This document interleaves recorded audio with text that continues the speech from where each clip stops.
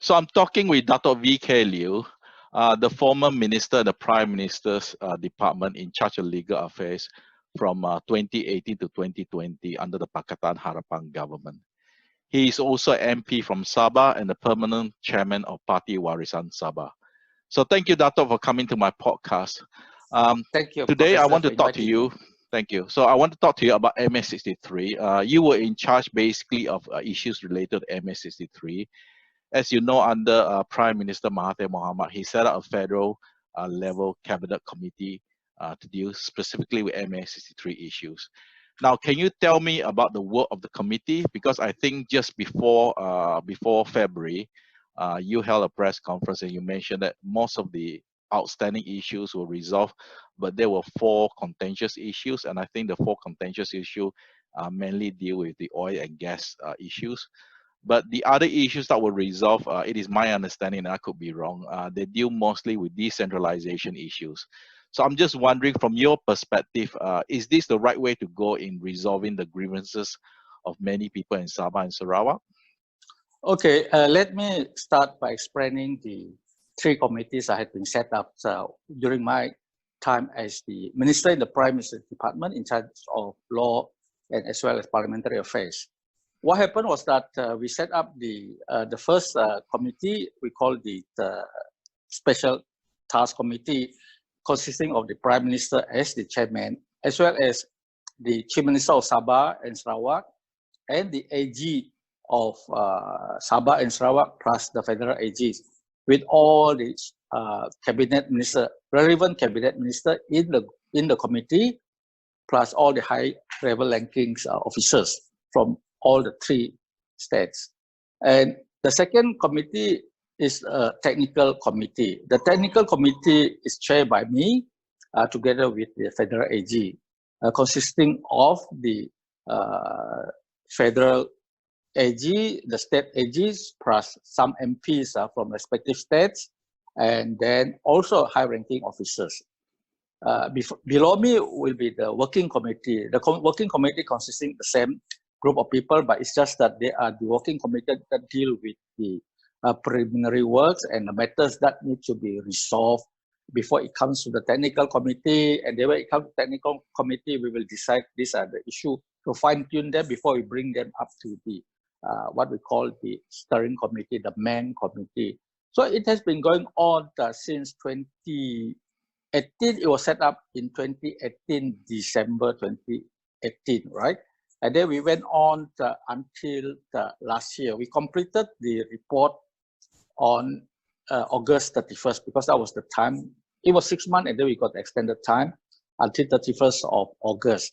And then the complete report was given to all the respective parties, right? So at the end of the report, we have agreed that there were 21 issues, right? 21 issues. I think this has been widely reported in the press. And then we have only 4 pertinent issues that need to be resolved between the 3 wise men, I call them. The 3 wise men, namely the Chief Minister of Sabah, Chief Minister of Sarawak, and the Prime Minister of Malaysia. So you can see this special task committee is of high level. So the 3 wise men are the ones that will sit down and decide on the 4 issues. I think the 4 issues, namely on the pemberian khas, right? The special amount of money that need to be settled.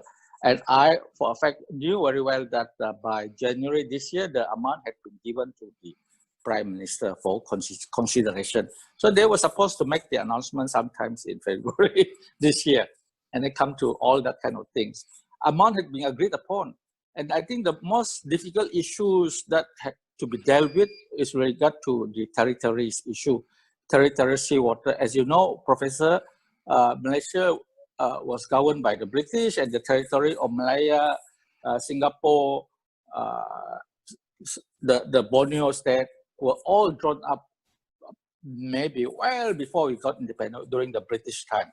And you know that in between the West Malaysia and the southern parts of the Borneo, which is Kuching, in between there's an island, a few islands that belong to Indonesia, yes. Adana Island.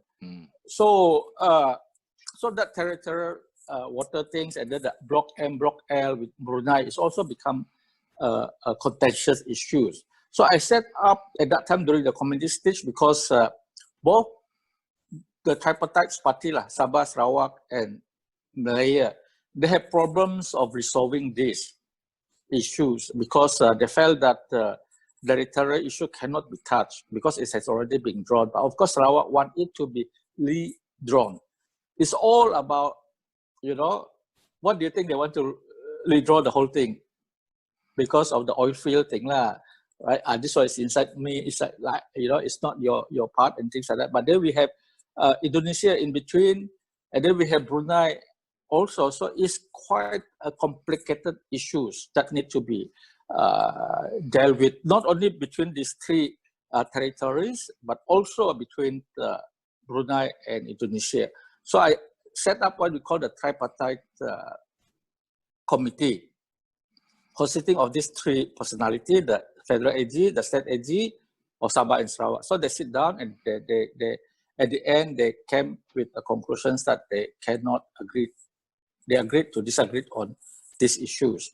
So I submitted the whole report to the Prime Minister plus the Chief Minister. So hoping that they will resolve the issue themselves. These are the three wise men issue. And as they have said, they wanted to go to court and things like that. See, but I said going to court will not solve everything because there will be a losing party, and the winner and things like that will not be good for the country. So I said, please resolve it, and then they come out with certain suggestions, and they gave the report to the Prime Minister plus the Chief Minister and of the two states. So that was as late as January this year. And other than that, the other issues, the 17th issue, of course, it covers, as you said, decentralizations of the certain departments like the education, health, and then, of course, electricity also, they have decided to give it back to Sabah, the SESB, and that sort of thing. So everything was well in progress. And then the Prime Minister had wanted to make a special announcement, but as to when, this is a political timing.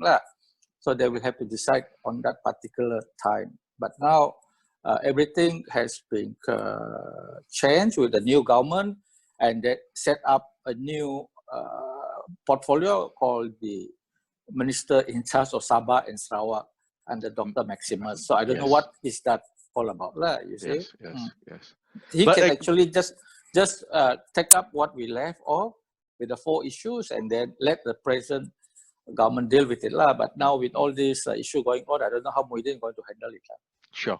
Can I just be very blunt and say that because the work of the committee was never completed, some of the issues that was brought up. No.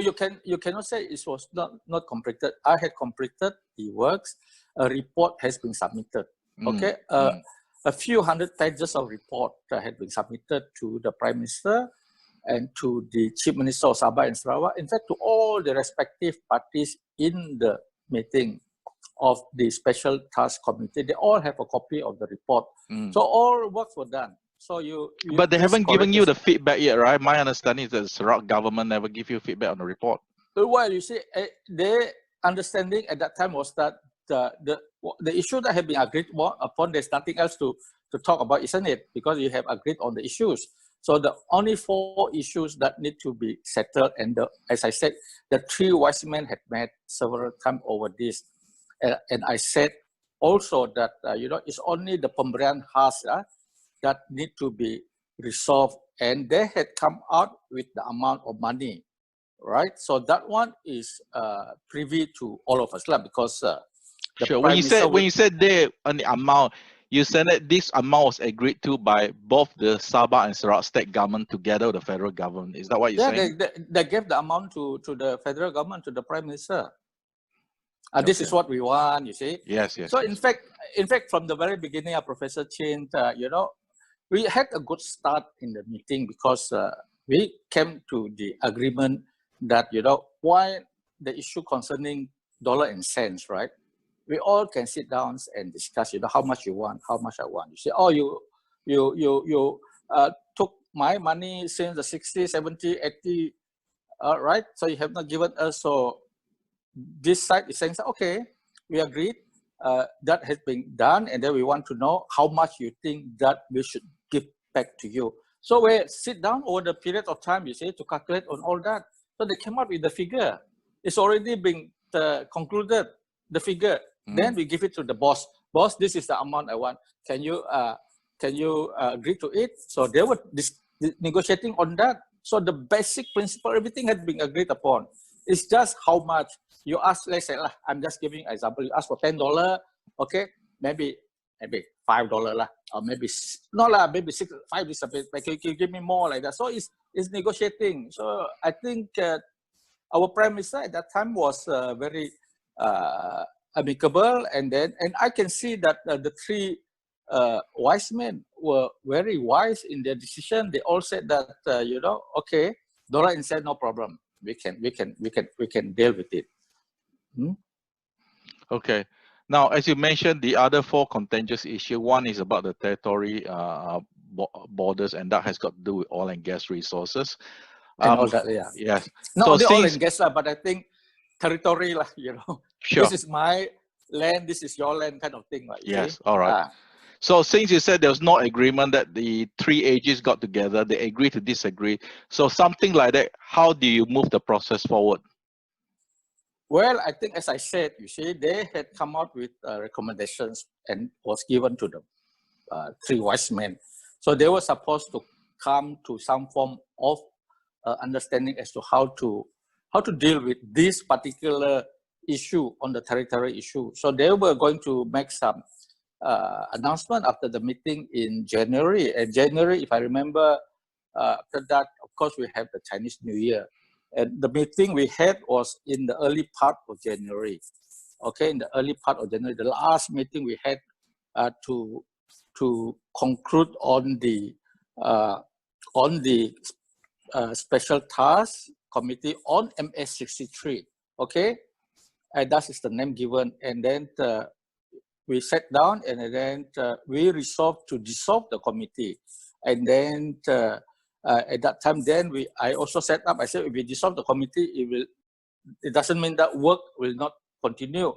So a special monitor force was set up to monitor the whole thing. To implement, you mean the implementation part? Yeah, the implementation, but after the dissolution of this particular committee, because it has to be dissolved, because we have staff, paid staff, working staff, personnel are working in that special task committee when we set it up. And then Bayu at that time was the secretariat and things like that. So money was expended and things like that. And you must remember the MOF at that time was very, was very cooperative when I asked for money to pay for this special task committee. 3 committees, all needed to pay them for the special answers, task force and things like that. I think came to about a couple of millions for a period of about, I would say, just under 12 months like that. So it was paid, and then they, now that what we have to wait, and then unfortunately new government came in, the whole thing destroyed. And if you remember very quickly, when I came in 2018, you see, I have my own set of agenda, you see. And then I thought of the foremost important at that particular time was to ensure that we get the amendment to the Article 1(2) first of the Federal Constitution to make Sabah, Sarawak, and the Federation of Malaya on the equal footing first. So once we are on the equal footing, then we talk about the rest, you see. But as then, you know, course, that amendment fell apart. The Sarawak did not support, and they claim, I'm just repeating, they claim that they did not support it because even though they told you they wanted to amend it, you refused to do it. That is a lot of rubbish, you see. Okay, if I remember, it was on the 9th of April 2019 when we brought the matter to the House for amendment. So on the 8th of April, I had resolved everything with them until the 8th of April. At 6 o'clock in the evening, while I was sitting down in the Dewan in my office, they came, this Fadila. And Fadila came and threw me a letter to say that this is from the GPS. right? And they said that they wanted to include the word, pursuant to Malaysian Agreement 1963. Malaysia was thereby formula, blah, blah, blah, blah, blah, blah. So they wanted to add pursuant to Malaysian Agreement 1963. So I would say the 6 magic word or the 5 magic words. That was at 6 o'clock, 6, 7 o'clock. So I have to quickly act, and then the only person that I can contact at that time as the advisor to the government is the Federal AG. He advises me. He advised the government of the day. I asked him, and then he quickly have a look at it. And he said that, he set up the committee over the night because the matter would have to be tabled the next day. I would have to stand, or rather the Prime Minister would have to stand in the House to read the usul and the second reading already.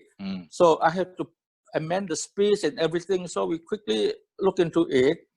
And then the Federal AG advises us that, at that time, advised the government that the 6 words need not have to be in the main article, but it can be in the explanatory note, and it can also be in the Tun speech in the second reading as the government policy. So we all worked to that, and then they kind of agreed and disagreed. You see, the problem at that time was that a GPS main person, the current chief minister,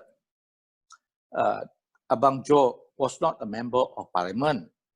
So he has to rely on this Padilla and also Petrajaya, who was that, the other fellow.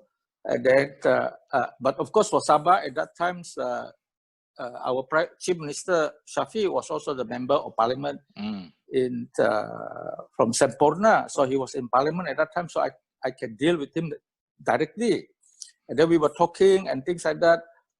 And then, if I remember correctly, I had also spoken to Abang Jo directly on the phone, right? On the phone, what did he say to me? He said, I wanted this because my father was there in 1963 to sign it. He wanted it to be there.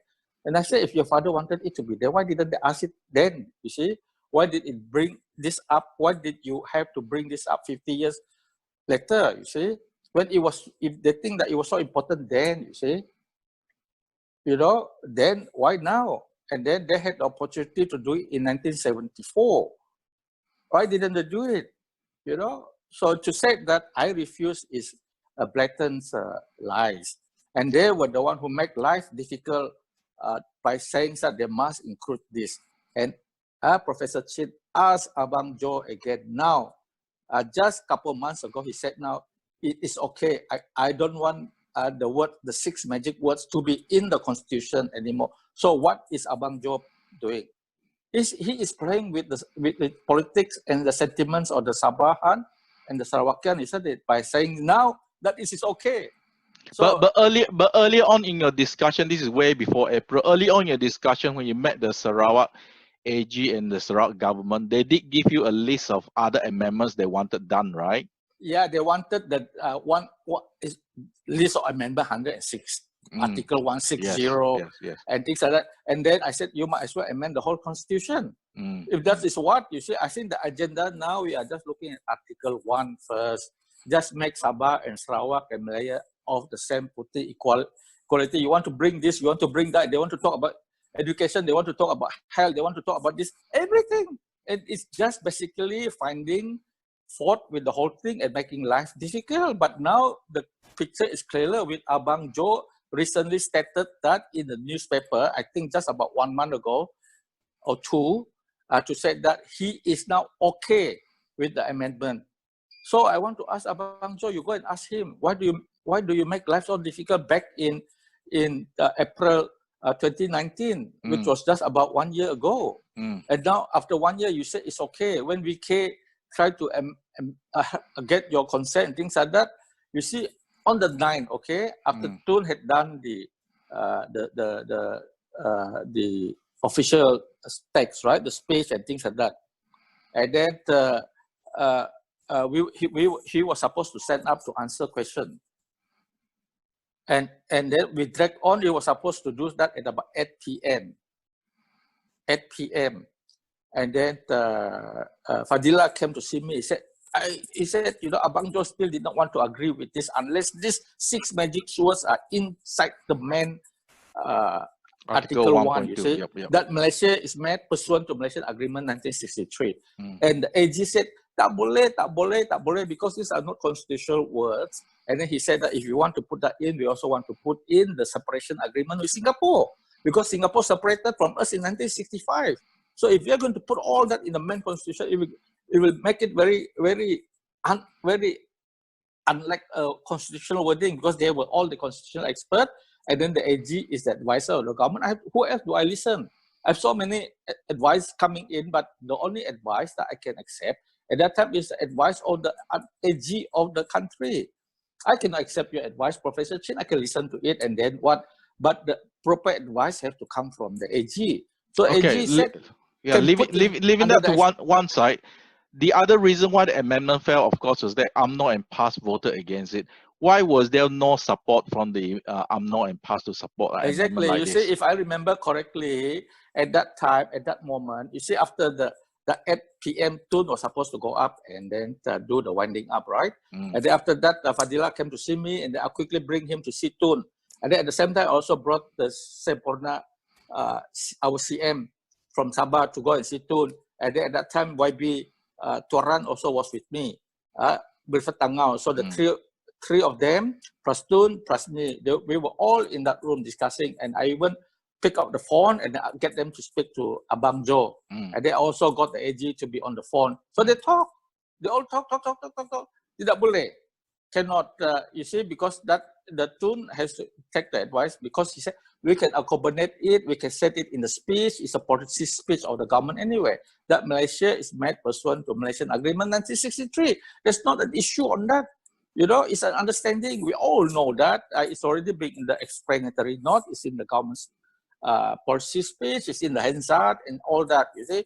But Abang Jo said, no, my father this, my father that. Abis, we stuck with the whole thing, and then why did UMNO and PAS support this when they knew that? Now after that, this is the most interesting part. So during the block voting, we saw the GPS busy discussing with PAS, busy discussing with UMNO, and then they decided at the end to abstain. Why were GPS wanted to discuss with PAS and UMNO when it was about Sarawak? Why did they want to discuss with PAS? Why did they want PAS to come in? That's what I want to know. At that moment, I saw all these GPS MPs were all discussing. We were in front, it was so easy, you see. While we had the block voting, after that, they abstain from voting. They abstain. It's not that they did not vote. They abstain.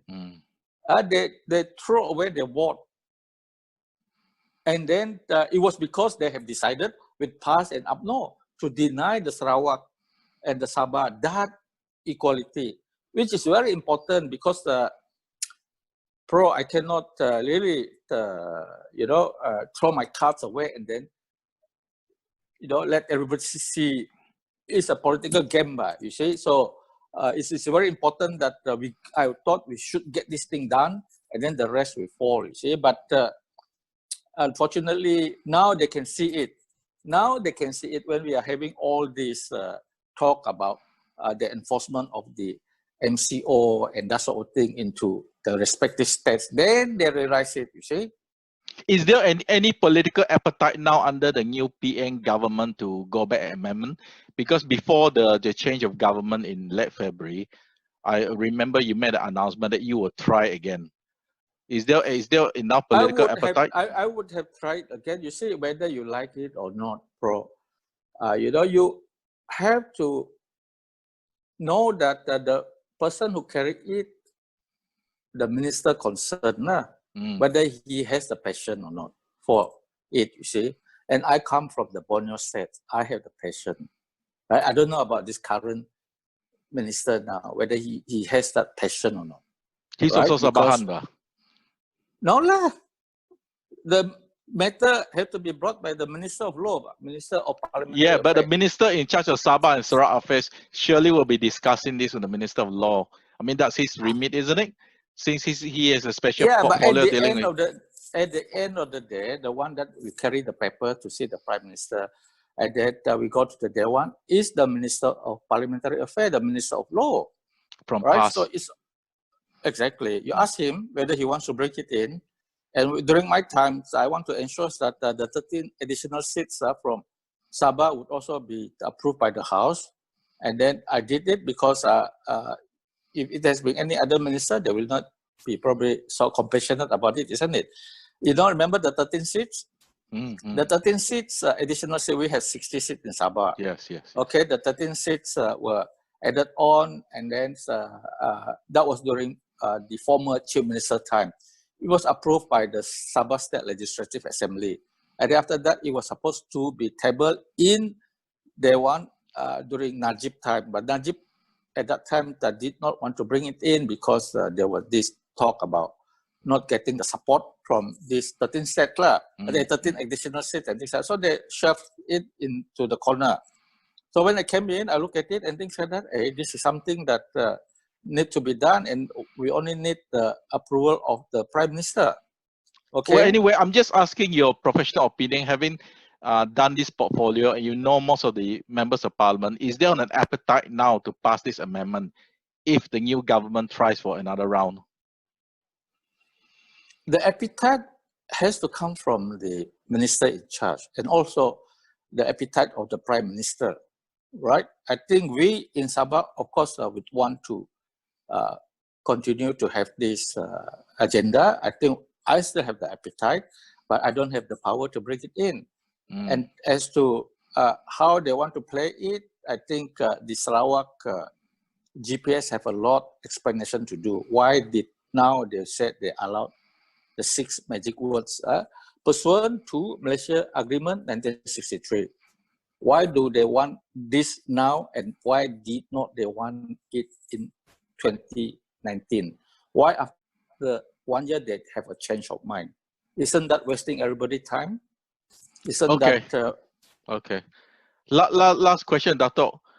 Given that the fact that the PH government tried to address this issue, it was also in the Buku Harapan, which is the list of promises. Sabah and Sarawak was one of the 5 core pillars.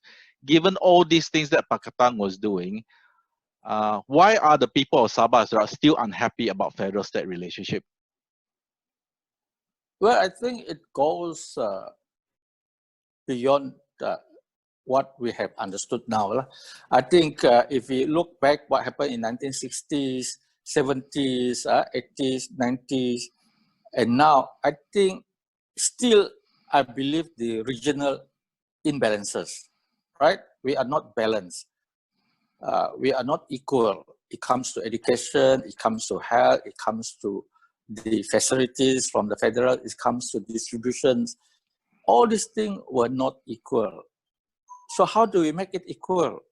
So first and foremost, and I thought at that time, is that to get the mothership done first, to get the law done first. So once we have the constitution issue resolved, right, then we deal with the rest, But you mentioned that your committee, the committee, the MA63, actually, they came up with 17, basically, you say agreed terms. Yeah. A lot of it is decentralized. Once it decentralized, will things get better? If it is implemented by this government, I'm just saying, going forward. Well, I think decentralization of certain matters are of utmost, considerations from the people in Sabah and Sarawak, especially those people in Sabah. We want to make sure that we are in charge of our own affairs, you see. Even when it comes to health, you see, the health issue now that with the COVID-19 and things like that, the central government come out with this bulldoze and said, oh, you must follow us, you see. But luckily... No, my question is that if the government implement the work of your committee, the one that you completed, will this, make the people, not to say more weary, but will this mean that the people will be more satisfied with federal-state relationship, or you think it doesn't make a difference? It's about a political sentiment. I think if they implement what we had said in the report, yes, because there are a lot of things that will be beneficial to the people in Sabah and Sarawak. And I was hoping that the report will be made known to the people, to the public, during the course of this year. But unfortunately, we have this change of government, so I do not know whether the new government will want to make use of the report or not. So you have to ask the minister in charge of Sabah and Sarawak that particular question. But the usual, you see, this is the thing. You see, we want to have parliament sitting. I want to ask him this question whether he's going to use my report or not. But then the present government is denying our right, from asking all these questions. All right, Dato', if I were to ask you to summarize in 30 seconds, what is the way forward for federal-state relationship, specifically Putrajaya, Kuching, and Putrajaya, Kota Kinabalu? What is the way forward, given that, a lot of people are unhappy about federal-state relationship? What is the way forward?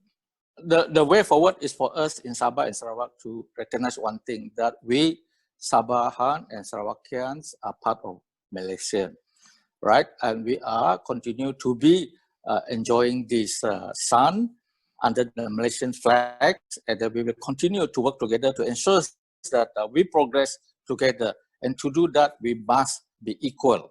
And to do that, regional equality must be abolished, and that we can move forward as one. And I think once we do that, we have a greater height in the country. We have a better futures. Okay, sorry, that was not the last question.